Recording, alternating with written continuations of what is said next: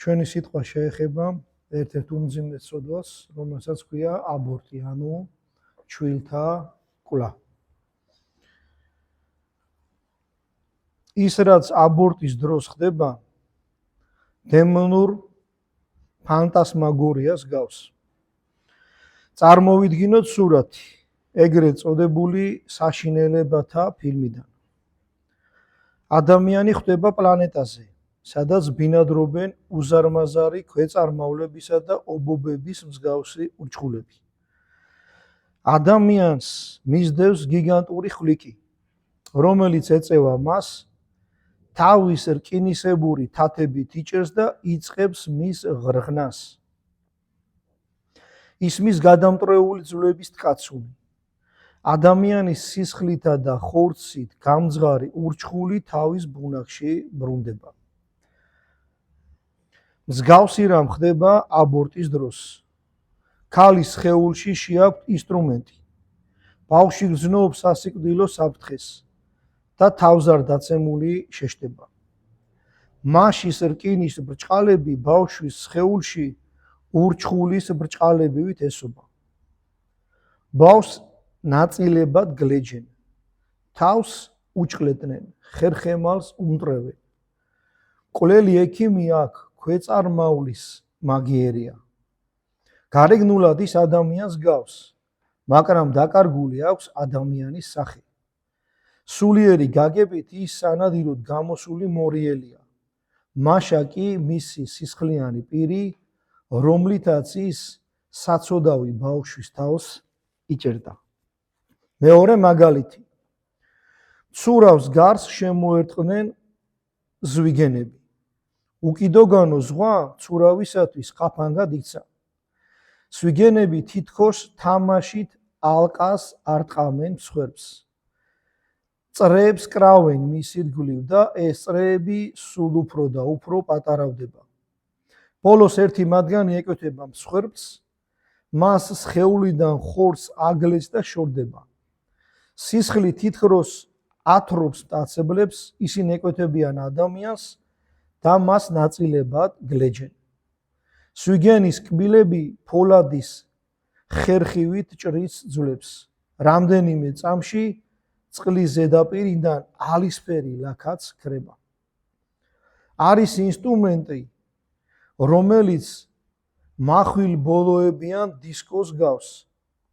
ჯალათი ამ ინსტრუმენტით ჭრის ბავშვს ისევე, როგორც დანით ხის ჯოხს თლიან. ბავშვი ტანჯვით კვდება. თუ ნაყოფი რამდენიმე თვისაა, მაშას იყენებენ. ძველ დროში არსებობდა ბოროტმოქმედების სიკვდილი დაჟის განსაკუთრებული წესი, ხელფეხისა და თავის მოკვეთა. ბოროტმოქმედ ჯერ ხელებს აჭრიდნენ იდაყვებამდე და ამხრებამდე, შემდეგ ფეხებს და ბოლოს თავს. ახლა ასე ჟიან სიკვდილით უდანაშაულო ბავშვებს. მაშით აგლეჯენ მათ ხელებს, თავს და შემდეგ სხეულს ნაწილებად ჭრიან. დედის სხეული იქცა საჯალათო კუნძად ან ეშაფოდად იმ განსხვავებით, რომ აქ სიკვდილი დამნაშავეებს კი არა უდანაშაულოებს ჟიან. მათ ტანჯავენ ერთადერთი ბრალის გამო, რომ ისინი ამ ქვეყნად გაჩნდნენ და ჟიან იმისათვის, რომ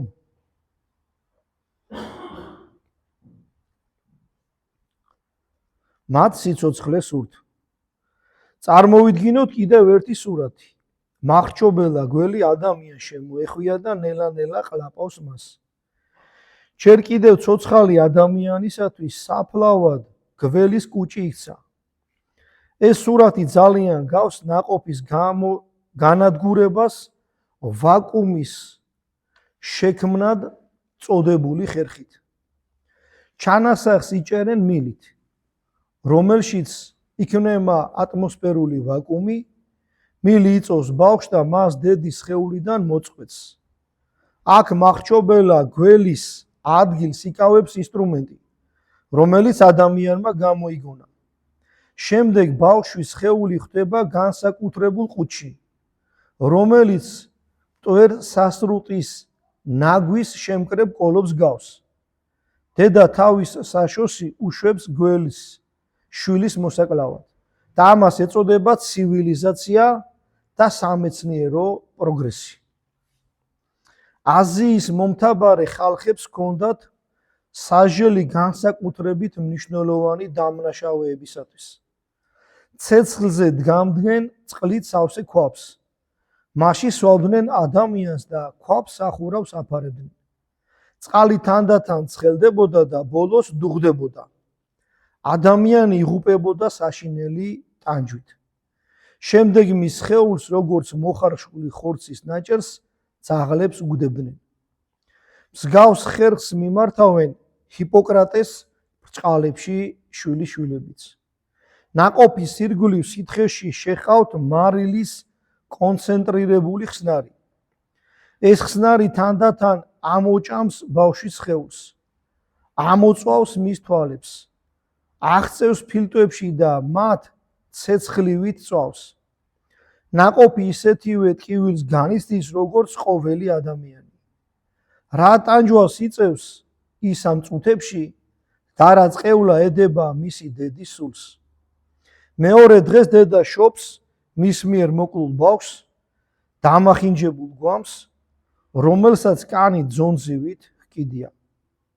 ახლა როცა ამ წერილს ვკითხულობთ, დედამიწაზე გრძელდება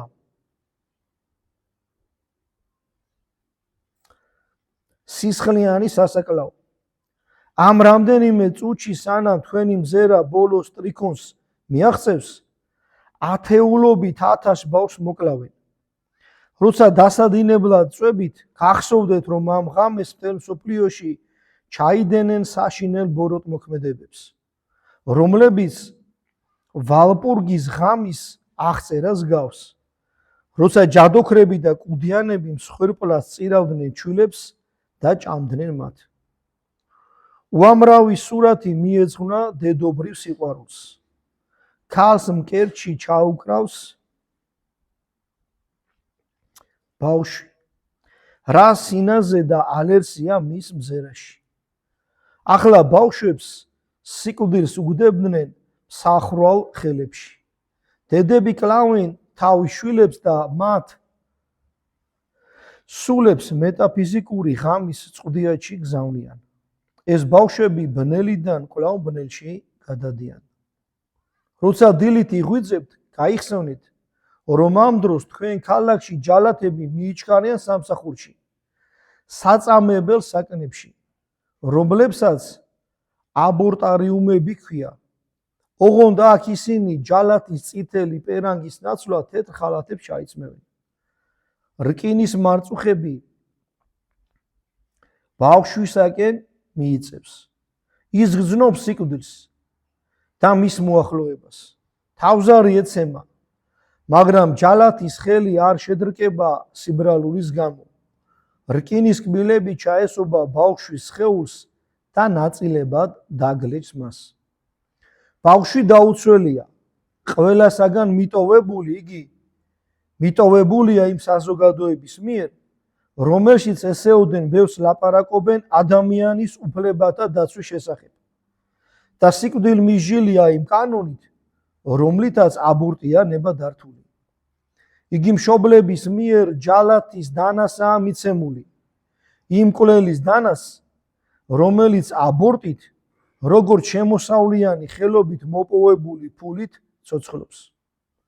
ბევრი საზარელი ცოდვა ჩაუდენია დედამიწაზე და ახლაც შადიან. მაგრამ ნუ თუ არსებობს იმაზე უფრო ცინიკური და საძაგელი ცოდვა, ვიდრე მშობლების მიერ მათივე შვილების მკვლელობაა. ცოდვა, რომელსაც მხეცებიც კი არ იცნობენ. ეხლა გავჩერდებით და ერთ რამეზე დავფიქრდით. ცხოველი რასაც არ ჩადის, იმას აკეთებს დედა. იმას აკეთებს ექიმი, რომელსაც წესით ფიცი აქვს დადებული, რომ უნდა გადაარჩინოს ადამიანის სიცოცხლე. ხვალე არის მირიანი და ნანას მოციქულთასორთა მეფე დედობლის ხსენება. წარმართები რო ვიყავით ქართველები შვილებს ეშმაკებს წირავდნენ თავიანთი კეთილდღეობის გამო. იქოდა კერპებში გახურებულ ხელებზე უწვევდნენ შვილებს და ეს ბავშვები იწვებოდნენ და ეს ხმარ უარ გაეგოთ ჩობლებს საკრავებზე უკრავდნენ და ხმაური და ყიჟინა იყო. რო შემოვიდა ჩვენთან ქრისტიანობა, ეს სოდვა შეწყდა. იყვნენ ესეთი ადამიანები, კომუნისტები რო ერქოთ. პირველად მათ დააკანონეს ოფიციალურად აბორტი. ეს გააკეთა ლენინმა.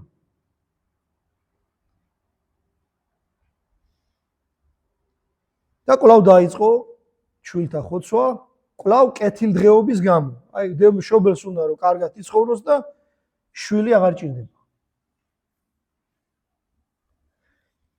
და თუ კი ვინმე იტყვის რომ აბორტი ცოდვაა, აბორტი კი არ ამას უნდა ერქვას შვილთა კვლავ. ნახეთ ეს სახელი მოიგონეს აბორტი. კაც მარიცის რა არის, სინამდვილეში არის უდანაშაულო შვილის მოკლა.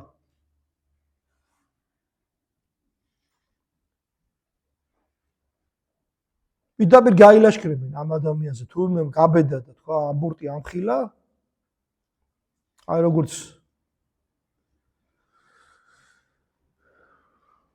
ჭინკები ესე შემოესევიან. ნებისმიერი ის გაბედავს და რამე სიტყვის, მაგრამ ჩვენ უნდა ვთქვათ ეს. რო ლაპარაკობენ ადამიანის უფლებათა დაცვაზე, ძაღლებს იცავენ. ბავშვს თუ არა უნდა იცავს. ესენი არიან პატარა ლენინები.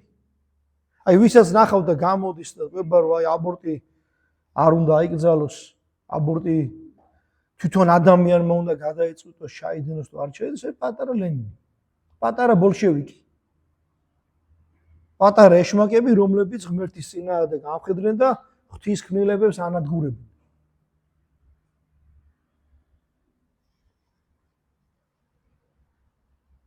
ისმის კითხვა. აი ვინც გააკეთა ეს ცოდა ჩაიდინა, რა უნდა ხდეს? ძალიან ბევრი არიან ასეთი მამები და დედები. მამებს იმიტომ ვამბობ, რომ ქმრის ნებართვით რო იკეთებს სოლი აბორტს, ისიც ჩვეულებრივი მკვლელია, როგორც თავის სოლი. ორივენი არიან საკუთარი შვილის მკვლელები. ეს უნდა გამოისყიდოს ადამიანმა მთელი ცხოვრება სინანულში უნდა იყოს. ბედნიერება რო კაც დაუბრუნდეს, ცოდვა უნდა შეინანოს და უпроსტად ცუდი ნათქვამია რომ დაუბრუნდეს. აი როგორ უნდა იყო ბედნიერი კაცმა, როცა ეცრო შენ შვილებს დახოცე. შენ თუ სინდისი გაქვს, უსინდისო თუ არა ხარ. მთელი ცხოვრება ხო უნდა გახსოვდეს. შენ რა გააკეთე? მთელი ცხოვრება ხო უნდა იყოს სინანულში. პეტრე მოციქულზე წერია რომ რამდენჯერაც მამალი იყივლებდა, რომ გაიგებდა, წამოდგებოდა, რომ ეძინა და დაიწყებდა მეტანიების კეთებას და ტიროდა. შუბლი ქონდა აქლემის მუხლებივით უხეში. თვალები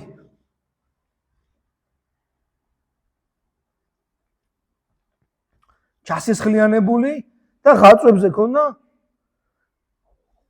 ცრემლისგან აიარებები, ის რომ ცრემლი მოდიოდა და ნაოჭები ქონდა. და როგორ უნდა იყო ბედნიერი? ადამიანს შემთხვევით რომ ვინმე შემოაკვდება, ხასად გაახსენდება ეს ამბავი, ხასად გაახსენდება, სულ დათრგუნულია. სიხარულშიც კი რაღაცა აჩერებს, იმიტომ რომ ასე შეემთხვა.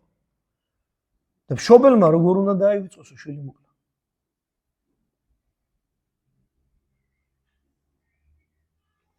ოდნავ რომ შეიმსუბუქო მდგომარეობა, შენი სულის უნდა კონდეს სინანული მთელი ცხოვრება. არასოდეს უნდა აპატიო შენ თავს ეს შეცდომა, მაგრამ მე ხაზგასმით ვიტყვი რომ არასოდეს უნდა დაკარგო იმედი რომ ღმერთი გაპატიებს, ოღონდ უნდა იყოს სინანულში. ერთმა იმპერატორმა შიშით რო ძმას მისთვის არ წაერთმია იმპერატორობა, მოკლა საკუთარი ძმა. თან ეს ძმა მანამდე დიაკვნად აკურთხებინა, სასულიერო პირი იყო იმპერატორის ძმა. და დიაკონი მოკლა. ეჭვით რომ არ წამართოსო იმპერატორის ტახტი.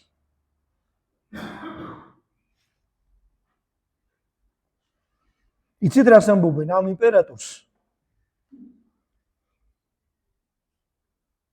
ყოველ ღამე აკითხავდა ძმა.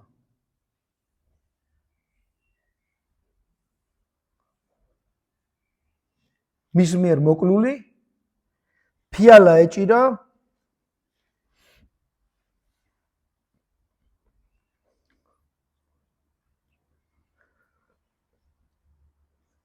თბილისის ხლით სავსე და ეუბნებოდა დალიევ. ხო გწყუროდაო დალიევ.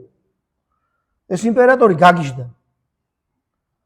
და ბოლოს აბანოში საკუთარმა მონამ დაახჩო.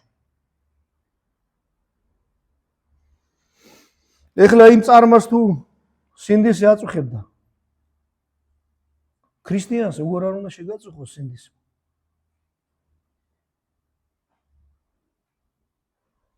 ადრე ადამიანი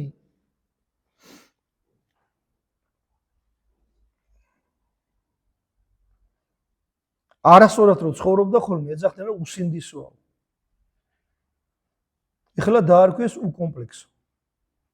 რა უნდა გაიგო ახლა კომპლექსი? უსინდისო ნიშნავს რომ ამან ყველაფერზე ხელი აიღო. გაიწყვიტა სინდისის შუბლის ზარგვი და ყველაფერი საკეთებს. ყველაფერს სულიან, ყველაფერს ამახინჯებენ. ექიმს რომელიც ამბობს საკეთებს, არ შეიძლება ექიმი ერქვეს. იმას უნდა ერქვეს მკვლელი. ჩვილთა მკვლელი. ეხლა როცა ამას ვამბობთ, ვიღაცები იტყვიან რომ სად არის სიყვარული ამ ადამიანების მიმართ, ექიმების მიმართ, იმ დედების მიმართ. ზუსტად სიყვარული გვალაპარაკებს რომ მოიქეს ბოროტისაგან და ხმენკეთილი, დაანებე ჩვილთა კვლას თავი. და ყველაფერი გააკეთე იმისთვის რომ ბავშვი გადაარჩინო. დედა რომელიც უარს ამბობდი შვილებზე, ეხლა გააჩინე. თუ გაგშენ ნამდვილი სინანული, თუ ნამდვილად წუხარ და ისასაკი გაქვს რომ შეგიძლია შვილი გააჩინო, რატო არ აჩენ შვილებს? წესით ხო უნდა გამოსურდე. სინანული რა არის? ცოდვა უნდა მოიძულო და იმის აპირისპირო სათნოება უნდა შეიყვარო. არა ჩენდი გააჩინე. კლავდი აღარ მოკლა. სხვა რო აპირებს აბორტის გაკეთებას უთხარი რომ მე გაგიზდი შვილსო. ოღონდ გააჩინეო. რამდენ დედას უნდა რომ ვინმე ბავშვი მიაშვილოს. ეს კიდე კლავს და ამას ეხმარებიან. და ამაში კანონი იცავს. კანონი კი არა, უკანონობაა. ყველა კანონი, რომელიც ღმერთის ცნებას ეწინააღმდეგება, ის უკანონობაა. ვინც კი ნემა დაამტკიცოს ეს კანონი. ჩვენ ვალდებულები ვართ, რომ ის კანონი, რომელიც ღვთისნებას ეწინააღმდეგება, არ შევასრულოთ. იმიტომ რომ ჯერ არის მორჩილება ღვთისა, ვიდრე მორჩილება ადამიანის მიმართ. და ყველამ ჩაიხედოს თავის გულში. თუ ღვთისწყალობით ესეთი რამე გააკეთებია, უნდა შეეცადო რომ ეს მიიტანო ბოლომდე და გაქვს სიხარული რომ არავინ არ მოგიკლავს, მით უმეტეს შენი შვილი არ მოგიკლავს. და თუ სამწუხაროდ ეს ჩაიდინე, მაშინ მუდმივად უნდა გქონდეს წუხილი. ეს წუხილი კი არ დაგღუპავს, ამ წუხილმა შეიძლება გადაგარჩინოს და ღმერთმა შეგიწყალოს, როდესაც წარსდგები სამჟავროსა. ღმერთმა ინებოს, რომ ეს საშინელი ცოდვა შეწყდეს ქართველი ადამიანი და საერთოდ ადამიანი მიხვდეს, რომ ცხოველმა არ უნდა გაჯობოს. ნებისმიერი ცხოველი თავის ნაშიერის გამო საფრთხეში იგდებს თავს. და შენ ხო ადამიანი ხარ. შენ ხო ღვთის ქმნილებების მწვერვალი ხარ. რაც შექმნა ღმერთმა ყველაზე კაი შენახარ. როგორ უნდა დაეცედა პირუტყვის დონემდე დახვით. ღმერთმა დაგვიფაროს ყველანი და ეს საშინელი ცოდვა ამოძირყოს დედამიწაზე თავისი მადლით და კაცმოყვარებით. ამინ.